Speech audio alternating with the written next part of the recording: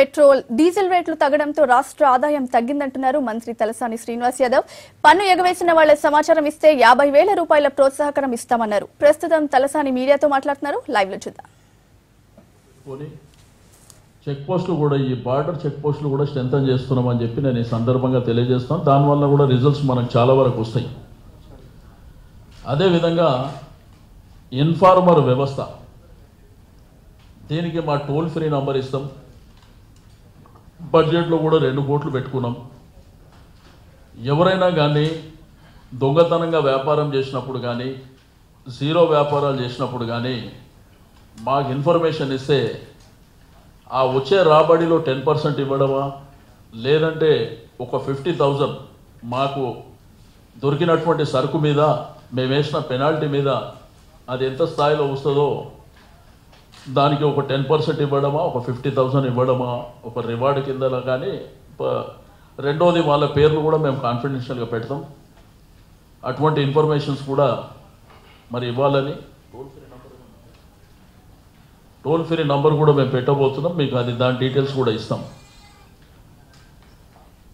అదేవిధంగా ఈరోజు ఎన్ఫోర్స్మెంట్ విజిలెన్స్ని కూడా స్ట్రెంథన్ చేస్తున్నాం. మొన్న బడ్జెట్ సమావేశాలప్పుడు, అంతకంటే ముందు ఫైనాన్స్ మినిస్టర్ గారి దగ్గర మాట్లాడినప్పుడు మా డిపార్ట్మెంట్లో ఉన్నటువంటి ఏవైతే వేకెన్సీస్ అన్నీ వీలైనంత తొందరగా ఫుల్ఫిల్ చేయడం జరుగుతుంది. అవసరం అనుకుంటే కొంతమందిని అడిషనల్గా కూడా తీసుకోవడం జరుగుతుంది. రెండోది ఎన్ఫోర్స్మెంట్ విజిలెన్స్ని మాత్రం స్ట్రెంథన్ చేస్తాం పెద్ద ఎత్తున. రెండోది వెహికల్స్ కూడా ప్రొవైడ్ చేయడం జరుగుతుంది. అదేవిధంగా సినిమా థియేటర్స్, ఈ సినిమా థియేటర్లో మీకు అందరికీ తెలుసు ఈ టికెటింగ్ ఎప్పుడు చూసినా కొన్ని సినిమాలు హౌస్ఫుల్ ఉంటున్నాయి, కానీ మా టికెట్ల దగ్గరకు వస్తే 30% 40% వస్తలేదు. రెండవది కొంతమంది ప్రైవేట్ వాళ్ళు ఆన్లైన్ బుకింగ్ కూడా ఇస్తారు. అయితే దీన్ని కూడా కొద్దిగా ఈ ఒక సాఫ్ట్వేర్ ఒకటి క్రియేట్ చేసి ఎవ్రీ ఇన్ఫర్మేషన్ ఎక్కడ టికెట్ అక్కడ థియేటర్లు ఇస్తారో ఆ ఇన్ఫర్మేషన్ అంతా మాకు వచ్చేస్తుంది. దానికి కూడా స్పెషల్గా మానిటరింగ్ చేస్తున్నాం. అదేవిధంగా ఈ మధ్యకాలంలో ఆన్లైన్ ట్రేడింగ్ అనేది నీకు ప్రపంచవ్యాప్తంగా ఫేమస్ అయిపోయింది. ఆన్లైన్ ట్రేడింగ్ అసలు ఎక్కడెక్కడ వస్తువులు, మన రాష్ట్రం కాదు, మన దేశం కూడా కాదు, జస్ట్ మీకు టీవీలలో వచ్చినటువంటి యాడ్స్, ఆ నంబర్స్ ఇస్తారు. ఆ నంబర్స్కి ఫోన్ చేస్తే వాళ్ళు డెలివరీ ఇస్తారు.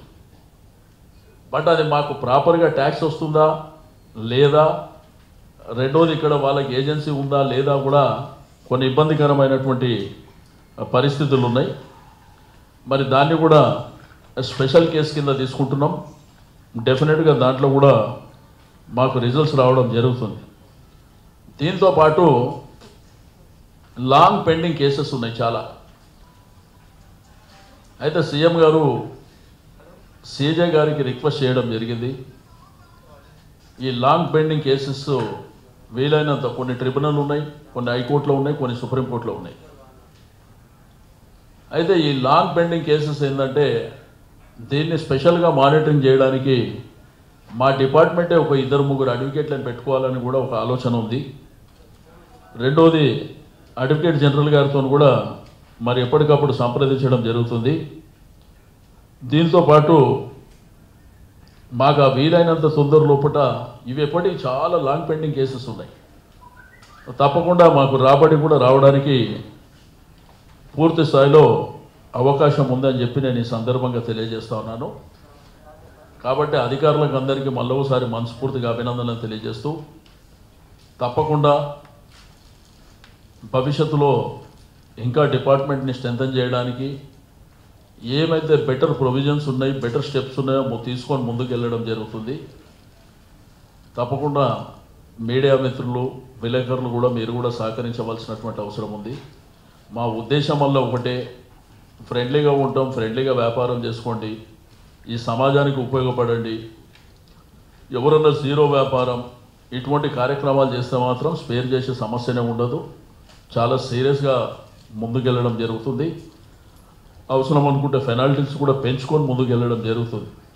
కాబట్టి మీరు సొసైటీలో ఉన్నటువంటి అంటే ఇది కొంతమంది మూలాన ఏంటంటే సిస్టమ్కు ఇబ్బందికరమైనటువంటి పరిస్థితి వస్తుంది.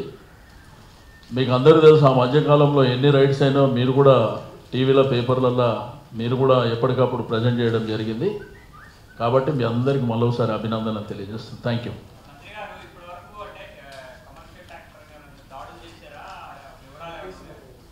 అన్నా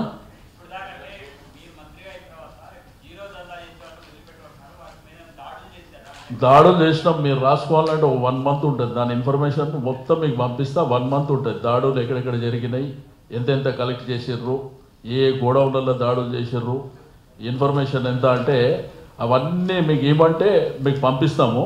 కానీ వేరియస్ స్టేజెస్లో వేరియస్ డేట్స్లలో అవి జరిగినటువంటి రాత్రి 12:30 తర్వాత జరిగినాయి, పొద్దున 4 గంటలకు జరిగినాయి, మార్నింగ్ 6 జరిగినాయి. దాంట్లో మాకున్నటువంటి విజిలెన్స్ ఎన్ఫోర్స్మెంట్తో పాటు కొన్ని సందర్భాలలో కమిషనర్ గారు కూడా ఆ రైడ్స్లో పార్టిసిపేట్ చేసారు. ఆ మిడ్ నైట్ టైంలో కానీ అర్లీ అవర్స్ టైంలో కానీ ఇవన్నీ ఉన్నాయి.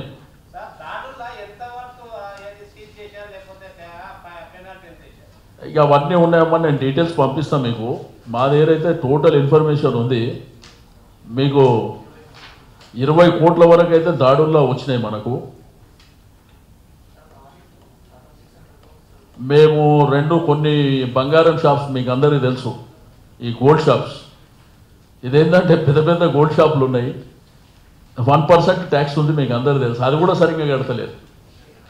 అంటే వాళ్ళది కూడా తప్పు కాదు. కొంత బడా వ్యక్తులు వాళ్ళ దగ్గర ఏదైతే గోల్డ్ గిట్లా కొనుక్కుంటే అప్పుడు బిల్లు అడగరు. అటువంటి చాలా ఉన్నాయి. కాబట్టి మేమేం చేస్తున్నామంటే షాప్ అంతా ఆడిట్ చేయమంటున్నాం. అసలు ఎంత ఉంది, ఎంత వచ్చింది బయట నుంచి, వీళ్ళు ఎంత సేల్ చేసారో అవన్నీ ఆడిట్ చేయమంటున్నాం. ఇవన్నీ ఒక పద్ధతి ప్రకారం చేసుకుంటూ ముందుకెళ్తున్నాం. అనా పాన్ మసాలా అనేది బ్యాన్ ఐటమ్. అది మా కమర్షియల్ ట్యాక్స్ డిపార్ట్మెంట్కి ఏ విధమైనటువంటి కంట్రోల్ అంటే మాకు అధికారం లేదు. బ్యాన్ ఐటమ్ మీద పెనాల్టీ వేయడం కానీ వాళ్ళ మీద ఫైన్ వేయడం కానీ అటువంటి అథారిటీ లేదు. అయితే ఈసారికి ఏంటంటే మాకు ఆ ప్రొవిజన్ కావాలని చెప్పేసి మొన్న ఫైనాన్స్ మినిస్టర్ గారి మీటింగ్లో చెప్పినాం. ఎందుకంటే సమ్ అథారిటీ మాకు ఉండాలి అనేటువంటిది. ఇప్పుడు బ్యాన్ ఐటమ్ అనేది మన రాష్ట్రమే కాదు, భారతదేశం అంతా బ్యాన్ చేసిర్రు. కానీ ఎవ్రీవేర్ దొరుకుతుంది. మీకు ఏ పాన్ షాప్లోకి వెళ్ళినా దొరుకుతుంది ఈ జర్దా గుట్కా. ఇది దీనికి ఏంటంటే పెద్ద ఎత్తున అంటే మన తెలంగాణ హైదరాబాద్ అని కాదు, రాష్ట్రం అంతా దొరుకుతుంది, దేశం అంతా దొరుకుతుంది. దాని మీద ఏంటంటే మేము కొత్తగా ఏంటంటే ఒక చట్టం తేవాలనుకుంటున్నాం. కమర్షియల్ ట్యాక్స్ డిపార్ట్మెంట్కు హక్కు, దాని కంట్రోల్ ఉండాలి. అంటే పెనాల్టీ వేయడానికి కానీ ఫైన్ వేయడం కానీ అది మా కంట్రోల్లోకి తీసుకోవడం కానీ. ఇప్పుడు ఏమవుతుందంటే మా వాళ్ళు పట్టుకుంటే తీసుకుపోయి పోలీస్ స్టేషన్కి హ్యాండ్ ఓవర్ చేయాలి. మా దగ్గర ఏం లేదు, మేమేం చేయలేము వాళ్ళని. అందుకే ఈసారి పెడుతున్నాం.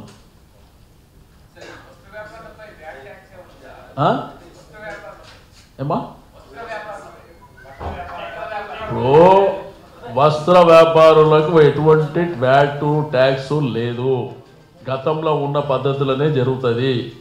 మేము బడ్జెట్ పెంచగానే మీకు అనేకమైన అనుమానాలు గతంలో వచ్చినాయి. మేము ఎక్కడ ట్యాక్స్ పెంచినటువంటి దాఖలాలు లేవు.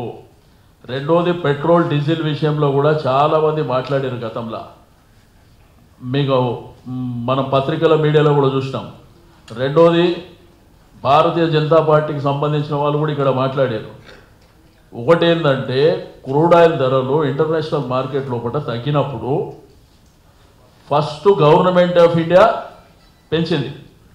గవర్నమెంట్ ఆఫ్ ఇండియా పెంచినప్పుడు 3 సార్లు పెంచారు అఫీషియల్గా. గవర్నమెంట్ ఆఫ్ ఇండియా ఏ రోజైతే పెంచిందో మేము ఆ రోజే పెంచినాం. మేము 2 రూపాయలు చేస్తే పక్క రాష్ట్రంలో 4 రూపాయలు చేశారు. రెండోది ఆ రోజు అసెంబ్లీలో నేను కొన్ని ఈ సవరణల విషయంలో అప్పుడే నేను మాట్లాడి బయటకు వచ్చిన ఆ చిన్న పొరపాటు ఏదో కింది స్థాయి ఆఫీసర్ చేసిన దానికి పాపం అది అంత పెద్ద భూతద్దం అయిపోయి పాపం ఆ ముగ్గురు అమాయకులు బలైపోయారు. లాంగ్ పెండింగ్ కేసెస్ ని